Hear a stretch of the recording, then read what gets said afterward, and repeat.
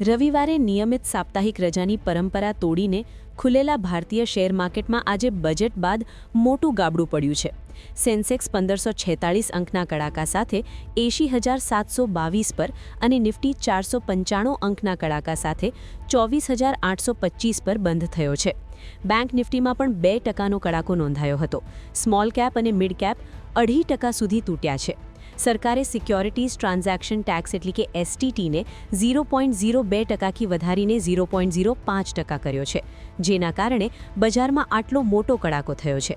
સરકારી બેંક સેક્ટરમાં સૌથી મોટો ઘટાડો જોવા મળ્યો છે. બીઈએલ, એસબીઆઈ અને અદાણી પોર્ટ્સના શેર 6% સુધી ઘટ્યા છે. મેટલ, મીડિયા, એફએમસીજી, ફાર્મા, નાણાકીય સેવાઓ અને રિયલ્ટી ક્ષેત્રોમાં પણ ઘટાડો જોવા મળ્યો છે. રવિવારે સ્પેશિયલ ખુલેલા કમોડિટી માર્કેટની વાત કરીએ તો સતત બીજા દિવસે પણ સોના ચાંદીમાં ભારે ઘટાડો જોવા મળ્યો છે. એમસીએક્સ પર સોનું ₹7,000 સસ્તું થઈને 1,42,600 પર અને ચાંદી ₹25,000ના કડાકે 2,66,000 આસપાસ નીચલી સર્કિટ નજીક પહોંચી છે. 2 દિવસમાં ચાંદી ₹1,36,000 અને સોનું ₹30,000 સસ્તું થયું છે, તો કરન્સી માર્કેટ આજે બંધ છે.